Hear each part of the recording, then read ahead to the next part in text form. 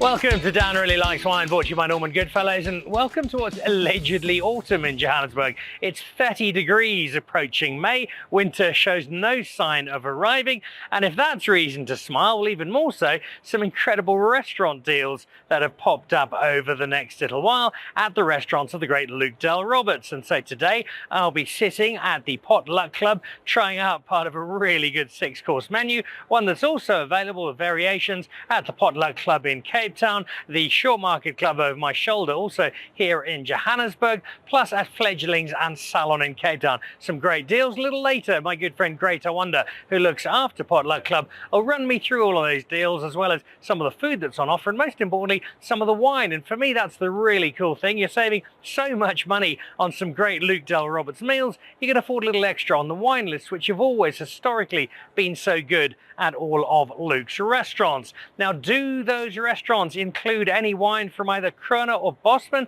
I suspect they might well, because both properties have got a history of creating some really strong South African wine. In the case of Bosman, it's an all-women winemaking team that sits across a sprawling Wellington property that's got views that, well, even Johannesburg can't quite match. So we'll be down at Bosman today, looking out over the very best of Wellington. We'll also today be trying out some bubbles up in Tulbagh, as a man who loves bubbles as much as anybody in South Africa explains not just why the broader Krone range is doing so well, but introduces some site-specific wines that really get the very best out of Terroir, amplifying itself into South African bubbles that are as good as any in the world. So that's coming up a little later on in the show. So too, Greta Wonder and Potluck Club with their brand new menu.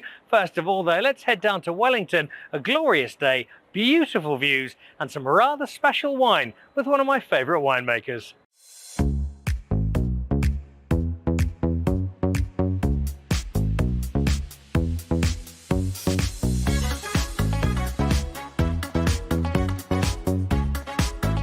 Over my years of exploring the winelands, a regular stop, especially in the context of time spent with the Cape Epic mountain bike race, has been Bosman Family Vineyards. But it's always been a trip that's been confined to the cellar and immediate surrounds. And to be honest, I wouldn't be unhappy still being in the cellar, because it's about 40 degrees in Wellington today. But when given the opportunity to join a world-class and multiple award-winning winemaker out in her vines, well, you're hardly going to say no, because Krone, this is where it all begins. This is where this magic that you make kicks off. Yes, and over the years this has definitely been the space in which I find myself more in and happy in. So translating what I see and making sure that it gets to the cellar where the winemakers work with it and cherish it. It all starts here, you're very right.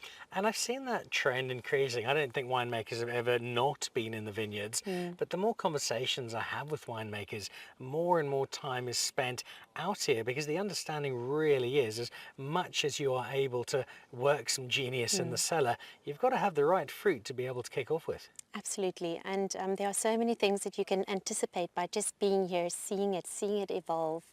And yes, over the years, being in a business and being in a family business, which is so linked to the vine nursery part of the wine chain, it starts with the vines, it starts with where it's planted, and we're really trying just to utilize all of that. So to make sure that when the grapes come to the cellar, we can just look after it and guide it on its way to wine.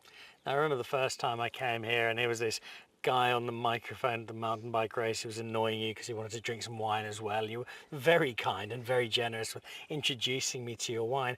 And the wine that really made me fall in love with what you do was the Upton Horse. And it's a wine that is so in sync with the heritage story of South African wine. And it's this particular vineyard that is so important. In fact, there's a monument right behind you, because this is this the third oldest Chenin vineyard in the country? It is. And you know what, the wonderful thing is, we all love hero stories. And in 2007, when we made the first wines for the Bosman family in the newly renovated cellar, it was empty, and Petrus, we must give him all of the credit of knowing that this site was special, and it was supposed to be taken out because it was so small. It had never been vinified separately. So all that anybody on paper would see was that it was declining in terms of its yield, and nobody knew the intrinsics. but he knew that it was wonderful that if you walk here in harvest time, it does have a very, very special appeal. He brought me here, very different to what we feel now, right? So 3 months earlier in harvest time, it was a lovely cool morning, and we said, let's make 6 barrels. Let's see what it tastes like. And it wasn't even 2 weeks into fermentation, and we knew it was really special, and we kept it. What was wonderful is that Rosa Creer only did her census of the vineyards, the Cape's vineyards, in 2010, 3 years later. And then we were only told about the significance. So I just feel that, you know, this vineyard saved itself just by virtue of its wine, and how wonderful. So that says a lot to me about you as a winemaker, because even without Rosa's stamp of approval, which is such an important element now of our old vine understanding in South Africa, it was clearly in this little corner of the Bosman Empire, you sensed that there was something special. Yes, but I do think that everybody who's had the privilege of working with vineyards and with wine, you do get that, you know, the tingle and or the feeling when you see these sites. They all have that. With you also traveling the wine world, you've also sensed that. So I think it's just being intuitive and sensible in terms of what you're experiencing. And I do think winemakers are sensitive, even the guys. So translate that then for me. We're sitting in 2024, so that makes us a 72-year-old vineyard. Yes. That's extraordinary. And by all rights, I think common sense says, well, yeah, that old, let's get rid of it, let's plant something new, it's going to be more vital, it's going to be more energetic. And yet what actually happens is, yes, the yield declines, as you referred to, but what's left of that yield suddenly delivers an intensity, and it delivers a depth and a nuance of wine. Take me through what would have been on these vines just a few weeks ago into what's now in my glass. Well, because it's bush vines, if you think about the grapes that we see, at the top they have freckles, they are sun-kissed, they are beautiful, and at the bottom, a little bit more into the canopy, they are green, and there's a lovely acidity and a freshness from that component. Because it's a snapshot, we come through and we take both of those components, that one snapshot of the vintage, and in the end it gives us the real concentration, the intensity of that riper component, but also the freshness that we so love about Chenin Blanc, and the ageability, because that component with its natural freshness and acidity brings that. It is multi-layered. The age of these vines make for a wine which is really darker in color, usually golden. People look at it and they're like, oh, this must be sweet, but no, it's not. It does have a fruit sweetness, but it's really that complexity that comes with time. So it's kind of like that movie that you watched for the first time, and then a few months later you watched a second time, and hang on, I missed that line, I missed that scene, I missed that scene. This is exactly what this wine does. This is exactly what old vines do. They tell you a story that unfolds just a little more with every single telling. It's also kind of like coming back to Bosman, because every time I visit, I learn something more about it, and you know what? My education hasn't finished quite yet.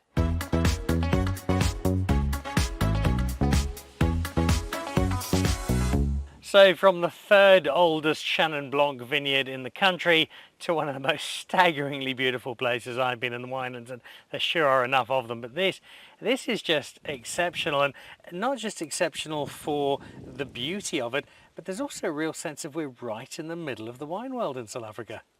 Yes, Danielle, we just behind the Blue Mountain over there, we have the Brede Kloof Valley.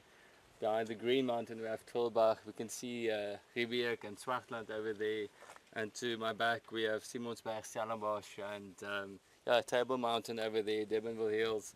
So we say this is the epicenter of the winelands. It's also the epicenter of this family empire that you've now built up over 8 generations. Tell us a little bit about this story of starting out and now in 2024 finding yourself with this extraordinary wine success story. Our family are vine growers. We're passionate about growing vines and planting the right varieties in the right terroir, and so what we've done here. But nursing vines and growing new vines for other producers, and then since 2007 started making wine again in my grandfather's old cellar. Corleo's been there from the start, and just trying to do small things better every year, every vintage. And you've done them in a way in which you've not just created great wine, but you've also created a great community. And I almost feel slightly smug every time I drink your wine, because I go, oh, I'm not just drinking great wine, I'm doing something better for the people, because your model, and it's a very forward-thinking model, is one that's beyond just the Bosman family. You've taken in this community around you, and you've realized that to sustain it and to make your community a better place, you've got to bring everybody on board. Yeah, definitely. So I think since we've been fair trade certified now for 15 years, and for the last 16 years, the community has been part of the business from a from the financial model point of view, and it's really been a wonderful journey, and I think the one that made us all stronger. And I think that's our philosophy. If you enjoy our wines, hope that it also makes you feel better and good about drinking Bosman from a community point of view, but also from an environmental point of view. So you are a family and a wine producer with great heritage, which takes us rather nicely, Cordelia, into this particular wine. And it's one that I love doing this. I love drinking wine in the vines from which it comes. And I think the Cinsault that plays by here is just down below us. Yes. Talk me through this particular wine and what makes it stand out for you. Well, I think it absolutely summarizes what we're talking about today, and it's the wine's name is Erfenis, and it's an Afrikaans word which is quite neat because it has two meanings. For English, you needed two words to describe this specifically, and it's heritage and legacy. So in talking about 8 generations, but also a multiple ownership model in which a community is working together, it's not about just what we've been given, but also what we tend and want to leave for futures to come. So in wine philosophy speak, it has 3 components, which is Cabernet, which is the grapes that Petrus's grandfather still worked with in the 50s in the old cellar, and he knew that there was something special about it. In the 50s, Cabernet was a modern varietal, a modern inclusion, so he was really excited about it, and it was Cabernet that Petrus started making wine when he needed to almost convince the family to go into making wine again. Cinsault, we've driven past there. Cinsault was what was planted here in our valley. It did so tremendously well. It is so well adapted to Wellington and its environment, so that's maybe the past. And then the future is Nero d'Avola. We're the only growers of Nero d'Avola in South Africa, and it also speaks to the fact that we're thinking about climate chaos. We're thinking about planting vines which thrive. And yes, and that's the blend, the philosophy behind it and what you see in the glass in the end. Especially people might think, oh, there's Cabernet Sauvignon here. This is going to be quite a big and bold and slightly heavy wine. And yet, while not sacrificing on the depth of the wine or the intensity of the wine, there's still a lightness of touch to it, which I think, and we'll say this because she never will, this reflects rather well on the winemaker. All right. Well, I think it rather reflects well on when wine philosophies follow wine and the experience of it. It is very much a modern day rendition of a really sensible and well thought through wine philosophy, if that makes sense at all. Telling wine stories and our wishes and dreams for the future in a glass of wine. And as we look at that future, as we share it over a glass of wine, we stand here somewhere so strikingly beautiful.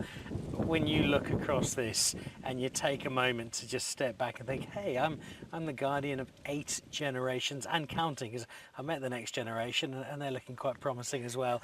It must fill you with so much joy that you are the latest architect of this story that's been unfolding for so many years. Yeah, I must say I've been wonderfully supported by the whole family, and everyone's involved. My dad is still around, and every day I've got 2 brothers.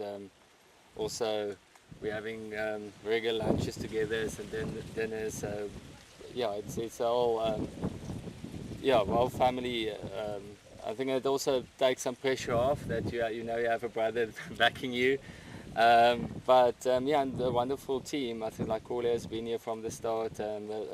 Team of professionals and everyone capable of doing their part. So I think the community really that's also supports us. So no, it's just I think that gives me the most joy.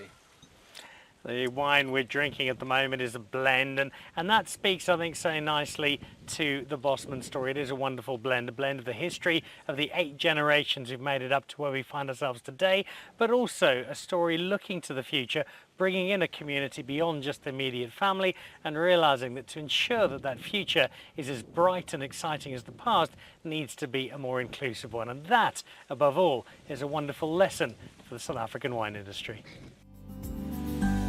Well, thanks to Corle and to Petrus. I often feel that Wellington maybe flies under the radar just a touch. Doesn't always get quite as much attention as some of the other wine regions, and that's a shame, because as you saw there, it's beautiful, the wine is terrific, and there are some really, really lovely people as part of that broader Wellington wine community, and a trip up to Bosman is a delight. Now, so too is a trip to a Luke Dale Roberts restaurant. You've got a bit of a choice because there are many. I tend to lean, when I'm in Johannesburg, to one called the Potluck Club, partly because I first discovered it down in Cape Town, and partly because the manager's a good mate of mine. He always looks after me so well. Very lovely to have you on the show.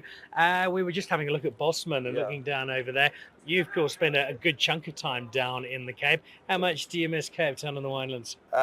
Yeah, looking at the beauty of the mountains, Bosman, when you're there with Wellington, it really does remind me of home. And being there now and then, like you always, when you leave, you're like, I'm going back to the city again. But yeah, that place surely does feel like home. Cape Town was a big part of your career, a big part of sculpting you into the food and wine expert you are today. Yeah. Tell me a bit about that journey and about working with Luke and his group. Yeah, so after working a bunch of restaurants in Cape Town, then being introduced to the Luke Dale Roberts group,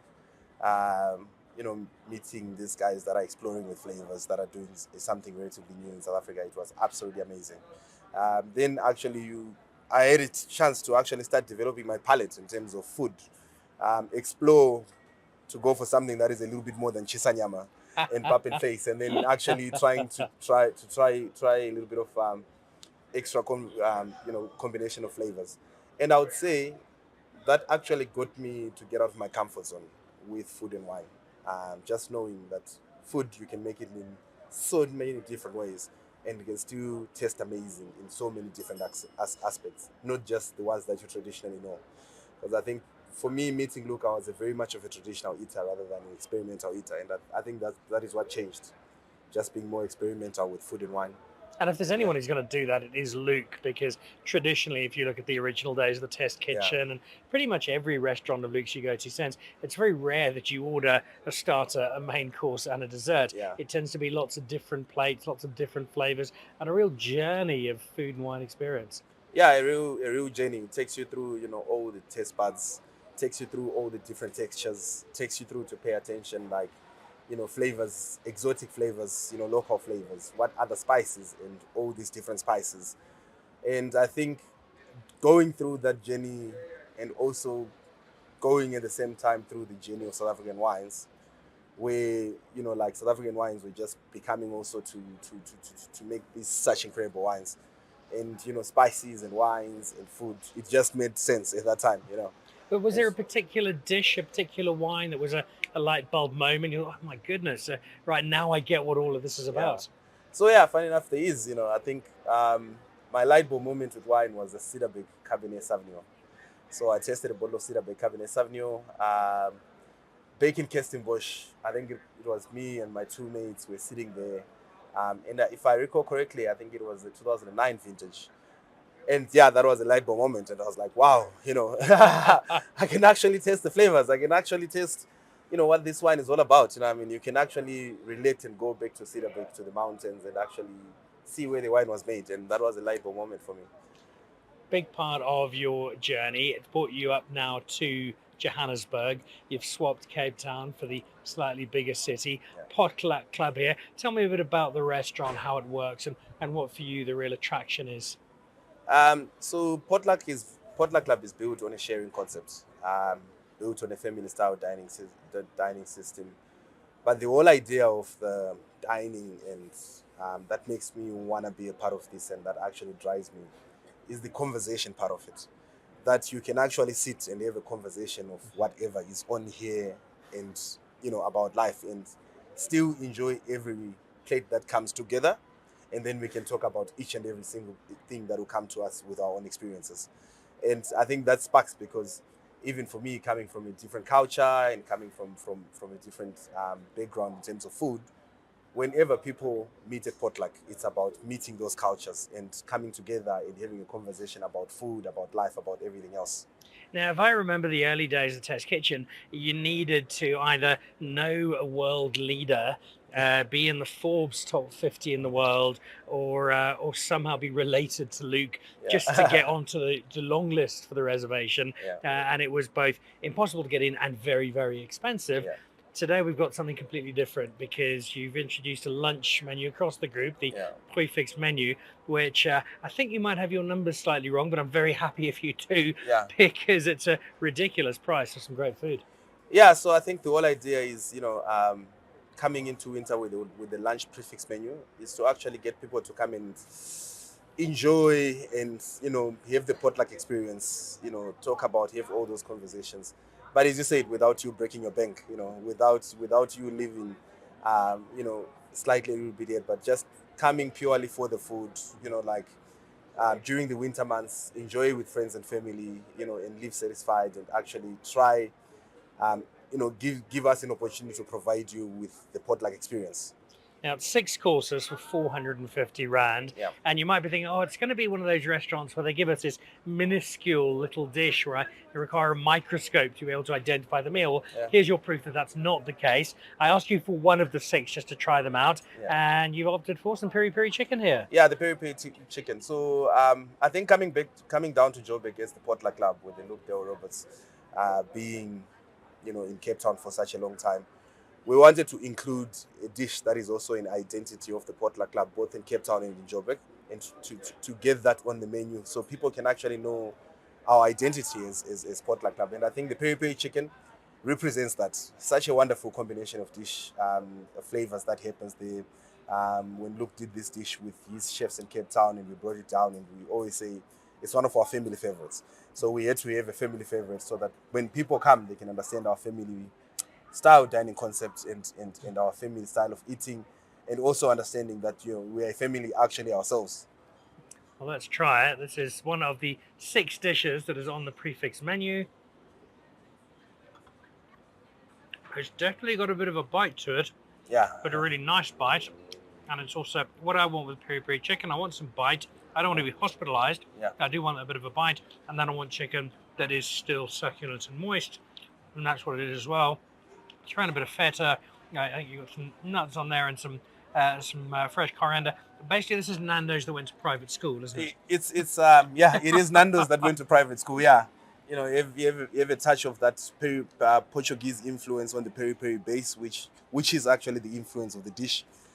Then you get a little bit of fresh onions, some garlic, to freshen and provide a bit of freshness in the peri-peri itself.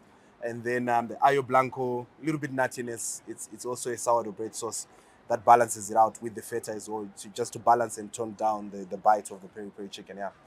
Now, we can't have a meal without wine, Yeah. and spicy food is always a challenge with wine. I asked you to not just choose the dish, but choose a glass of wine to have with it. You poured one for me. What am I drinking and why? So that is the Swerven. You're having the Chi Riesling in your glass. Riesling's being nice and aromatic, little bit on the off-dry side, so you still got a bit of residual sugar in there. And with that bite, you really need something to balance out the spice as you take a glass. So I think this has got really good, perfect acidity, perfect freshness, and also a little bit of, as I said, a little bit of residual sugar just to balance out that bite of the dish and the chicken and the peri-peri. So the before and after is always fascinating Yeah. for me. Do they complement, do they amplify each other? In this case, that's a great call. Jessica is making some lovely wine, Jessica Sarvine, and that Chi Riesling on its own is delightful, but it's found a really good home here. It's a great combination, great prices, and these are prices same as the Potluck Club in Cape Town. You've got the same thing happening at Short Market Club, same thing happening at Salon, and I know just a little bit more expensive, understandably so. I think it's 795 Rand, and you've got something similar at Fledglings. Yeah, absolutely. So we're doing it across the 5 restaurants, and yeah, same exactly the same price to enjoy a 3-course dinner at Fledglings, 5-course dinner at Short Market, or you can come for a 5-course meal here. 6-course meal at Potluck Club, and exactly the same as well in in Cape Town. So you can have with the prefix lunch. I think it's really good because you have a nice all-rounder of the 5 different establishments, and you can actually get a feel of the difference of all of them.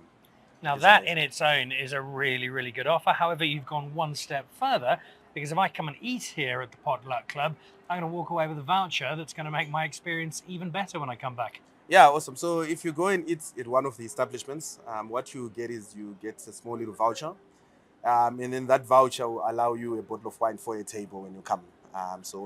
When you come, we'll give you either we've got our house white wine that is done specifically for the fledgling restaurant, or you can grab a bottle of Potluck Club red wine to complement with your meal. That means I'm going to be at the Potluck Club for most of winter at this stage, I think. I think that is the idea, you know. You know, we want to keep people coming for, you know. Well, the great thing is you've got all this opportunity, whether it's Potluck and Shortlock market here, or Potluck or Salon Fledglings down in Cape Town. There's a great array of different restaurants to go to. But if you get to Potluck, you're in for some cracking piri-piri chicken. In this case, a lovely Riesling. And as is always the case with Gray and team, warm hospitality. So, Gray, thank you. And put me down for once a week until the end of August. Brilliant, you know what I mean? Yeah, and I've got you down, you know, recurring.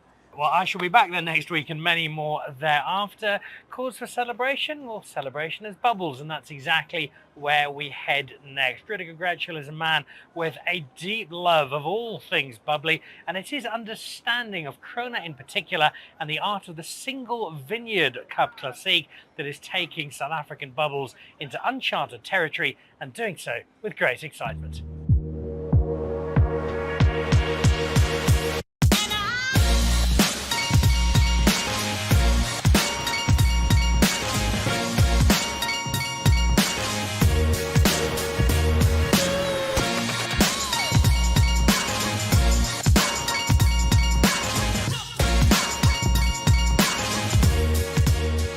Lazy afternoon in Tulbagh. All afternoons seem to be lazy in Tulbagh as life drifts along happily, and accompanied, when you happen to be at Krone, by one of South Africa's most successful bubbles. And really, we've got a good walk around. We've had a look at the museum, we've had a look at the cellar and seen the barrels, seen the whole process here.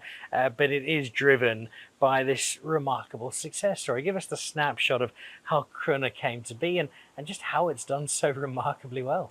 Yeah, thank you, Dan. Nice to have you here. Yeah, so Krone has been around for a very, very long time.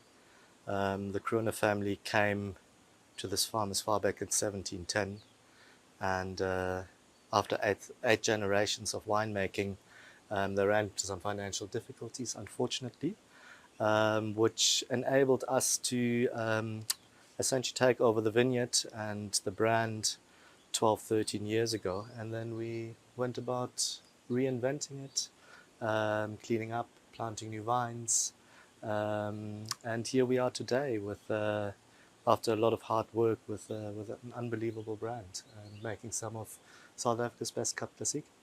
And driven by a Namibian who'd never made bubbles before, but who on a random visit to a tiny corner of France discovered a little restaurant, if I remember the story, and fell in love with this art of turning wine into magic. Yeah, you can't make this stuff up, eh? That's how it works. So when you're here, it's very much your happy place, and you've been able to take what is I think often seen as a tribute to champagne, but it's not really, because we've now, at this level, people like yourselves have put Cup Classique, I feel, very much on its own terms. And yes, it's the same method as champagne, but there's no longer the we're trying to be as good as champagne, because I think we've got to the space where we operate on our own merit. Yeah, absolutely. We found our own groove. We've been making Cup Classique in South Africa now for over 50 years, thanks to old Frans Malan, who initially started it with Kaapse Vonkel. And then, we have legends like Peter Ferreira, who with Graham back together, built this category just about single-handedly. And the likes of Krone, who got involved in making Cup Classique in the late 80s. And we've stood the test of time. We don't want to be champagne. We just happen to make it in the same method. but the wines are vastly different. We have taken obviously ideas and stolen with our eyes from them, but the idea is very much to make, you know, a sun-kissed South African bottle fermented sparkling wine. Well, let's dive into it because we've got a whole range. It seem to be dozens and dozens of different ones if you brought together. These are the first two. I'll pass them over, mostly so I can watch you pour them and learn from your technique. But it's the fact that you've got something that not that long ago people would have really raised an eyebrow at. Here is a wine estate, a wine business that's only making bubbles. Now there are others who followed that trend, and whether it is a big house like Graham Beck or the smaller places, people like Colmont and Lelude, we've got this presence in South Africa. But when you started off, when you were just focusing on making bubbles, that was not something that was commonplace. It absolutely wasn't. But I think with everything in life, you need to focus. You need to kind of put all of your energies in one thing if you want to be really successful. And that's the same with us. That's exactly what we did. It's nice. The world is also kind of, it's polarized a little bit. All the sparkling categories. Mm-hmm. So you probably start with champagne. Even the British are now making bubbly, you know. To the horror of the French. To the horror of the French. And underneath that, South Africa really fits in quite nicely before you kind of get the more chamats out of Spain, and then I guess the Proseccos at the entry level and out of Italy. So there's a really kind of nice positioning for us, even in the international market. All right, well, let's go into these first two as we run through this journey of bubbles that you're taking me on very happily, Rudiger. What's in this first glass? Give me the introduction. So Krone Borealis is our white brut. We only work with the classic kind of French grape varieties to make sparkling wine, to Chardonnay and Pinot Noir. On the Krone Borealis, we prefer more Chardonnay. Chardonnay with us gives you kind of an oyster shell type of flavor, and there's a nice biscuity flavor to it. And it just kind of the lactic acid then coats it quite nicely after it's gone through malolactic fermentation. These wines spend at least 15 to 16 months on the lees, so we can get some added flavor and a bit more breadth on the palate. On the Rosé, we kind of turn it around. Here we prefer more Pinot Noir. It's predominantly Pinot Noir in the blend and less Chardonnay. I like these these red berry flavors and strawberry that you get from the Pinot Noir grape. I think they're always more suited on a Pinot Noir. All right, so on to these site specifics, some of the names of which I recognise, others that I don't. I think it's a concept that we often don't give thought to when we have bubbles, because we're so taken by the nose and by the effervescence that dialing it back into where this wine, as opposed to the bubbles, has actually come from, sometimes just passes us by. And I love what you've done here, because you're forcing us to have a look at that, remember that point of origin. Yeah, this is a project the reality, if it comes to Cup Classic, it takes you forever to really get there, you know. So this wine spends 3 years on the lease. So by the time you've got the idea and you can actually, you know, show the product to the customers, just a long period of time lapses. So yeah, finally we managed to get this strategy done. So it's 3 really specific vineyards. These are all Blanc de Blancs, which means they come exclusively from the Chardonnay grape. The one vineyard is on the Tulbagh site in these really rocky sandstone boulders, which gives you a wine that is very linear, very focused, probably the most champagne-like, if I'm honest. Kaimansrad, Peter Finderson made this vineyard famous in the 90s already, when he made a still wine Chardonnay out of it. It is in the Elandskloof ward, which is just behind Villiersdorp. You drive up into this mountain, and at 700 meters above sea level, you know, in this kind of amphitheater-looking mountain sits this old Chardonnay vineyard, which is now close to 35 years old. It's remarkable. I think it's the South Africa's second oldest Chardonnay vineyard. This wine you will taste is probably a lot wider. We harvest these grapes the latest. So where the Tulbagh one gets harvested in January already, the grapes in Elandskloof only ripen 2 months later in March. But this is the wine that is probably the most generous one. Koolfontein is a vineyard up in the Ceres Plateau, which is just kind of behind Tulbagh. Again, a vineyard growing at really high altitude. It helps with these diurnal temperature differences where you want to have warm days but really cold evenings. I love this. This is so unique, this wine. The flavors are a little more grapefruit-like, quite unusual for a Cup Classique. So the idea here is these wines are all from the same vintage. They're all made in the same cellar. They're made in exactly the same way. They get fermented naturally in these 2,500 liters wooden amphoras. After spending 6 months on the mother lees without any sulfur, we would rack them and bottle them for the secondary fermentation, where they then rest for another 3 years. And only after that we would add a dosage of 5.5 grams per liter before we start showing these wines. The differences are subtle, but they're certainly there, and you pick them up. And I love being able to do this kind of comparison. What is there, I'm sure, has been enhanced by the time that you take. Why is it so important, so critical to the success of great champagne, of great Cup Classique, to give it that time, to allow it that much more time? So it's the process we call autolysis. We talk about time on the lees. So the lees are essentially the yeast cells that have done the secondary fermentation, which die off after the alcoholic fermentation. These yeast cells will over time essentially break open. The cell wall will disintegrate, and the proteins, the manoproteins from inside these yeast cells will give a lot more flavor and especially roundness to the wine eventually. So the longer the wine is on the lees, the more flavor and the more complex of flavors you will have in time. So as we jump into our next range of this never-ending collection of bubbles that you have, a frustration I have, a frustration that I think it will be magnified and amplified in you as somebody for whom this is such a central part of everything you are. There is a change, I think, in South Africa, but there's still loads of people, loads of my friends for whom bubbles is, well, we're celebrating or we're having a glass before dinner, but the moment food enters the picture, it's straight onto still wine.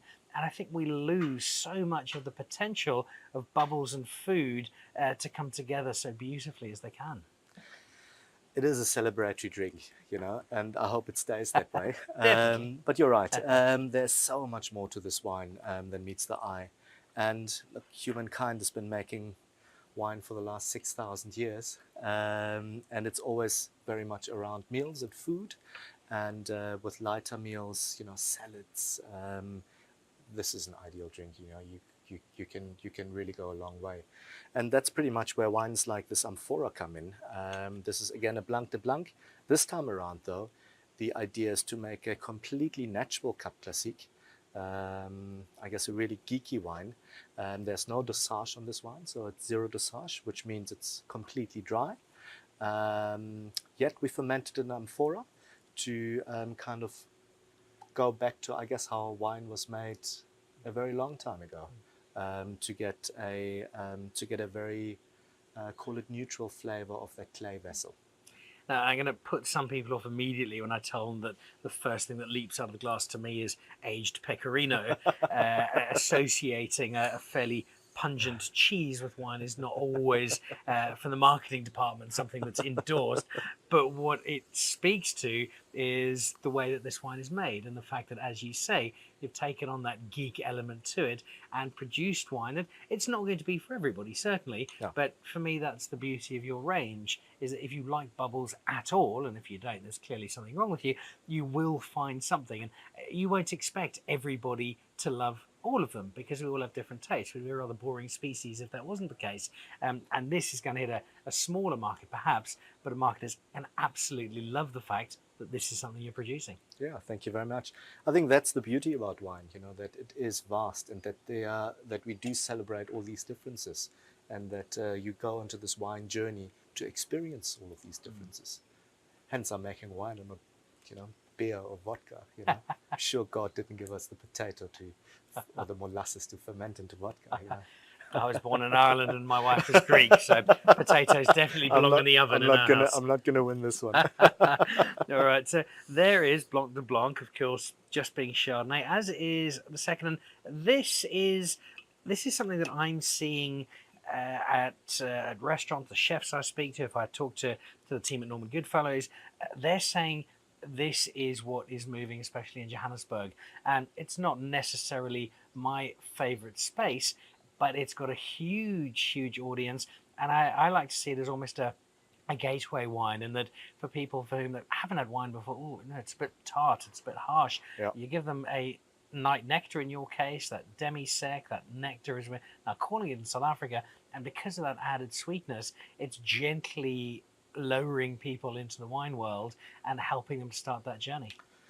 So normally the wine journey starts with sweeter wines. You know, my wine journey certainly started with sweeter wines. I'm sure yours too. And that's exactly what it is, you know. I guess the nectar and the demi-sec movement of Cup Classiques have really revolutionized our Cup Classique industry over the last couple of years. We've been very fortunate with Night Nectar. It's done extremely well, and it's, you know, keep on doing well. South Africans have really embraced that style of wine. And out of that, these two more premium Night Nectars have been born. One of them is the Night Nectar Blanc, which is a Blanc de Blanc, 100% Chardonnay wine, where we celebrate more daytime. And then the Night Nectar Noir, which is a Blanc de Noir, which means it is a white wine from red grapes, hence 100% Pinot Noir. And again, they're very different. They're very differently nuanced. They are, again, wines with that little bit of added sweetness that drink extremely well by themselves, but as a dessert dish also work really well.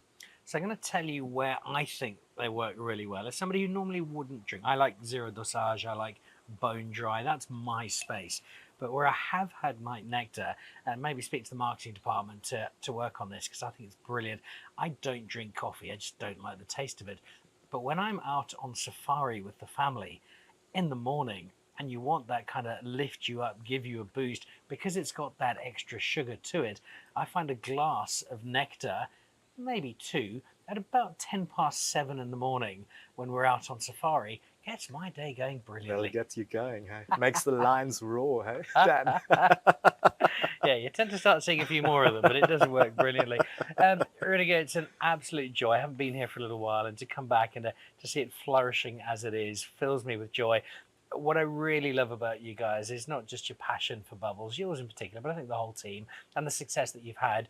But I get a real sense that our South African Cup Classique story has grown so much because of the work that you guys have done. And when I look at it in partnership with people like Peter Ferreira, you mentioned earlier, the work they've done at Graham Beck, we've got a number of houses, Simasik, another of those, who have really closed that gap to the point where we're no longer seeing ourselves as second fiddle to champagne. We really, as I said at the start, we really do believe that we're on our own terms, and proudly so. And I think you guys can take a lot of credit for that, so thank you. Thanks, Dan. I appreciate it. So there we go. Another very difficult afternoon in Tulbagh. We've only got 61 more bottles of bubbles to try, so you might not see Dan Really Likes Wine again for another month. Cheers. We've been making bubbles in South Africa now for over 50 years in the Cup Classique method, but in the last few years the evolution really has picked up pace, and it's the site specifics that I think do such a great job of explaining why South African bubbles are absolutely world class. A big thank you to Rudiger for talking us through all of those. And that wraps us up for the show this week. You can hear by the bustle in the restaurant that it really is picking up here at Potluck Club, and 450 Rand for a 6-course Luke Del Roberts menu. Not hard to understand why. Brilliant kitchen on one side, beautiful restaurant on the other, and the combination with a glass or two of wine makes it absolutely perfect, and at a really, really good deal for a Luke Del Roberts experience. That does it for this week. Big thank you to the team down at Bosman, to Grey Tawanda and the team here at Potluck for having us here today. We'll see you again next week. It's Dan Really Likes Wine with Norman Goodfellows. Goodbye.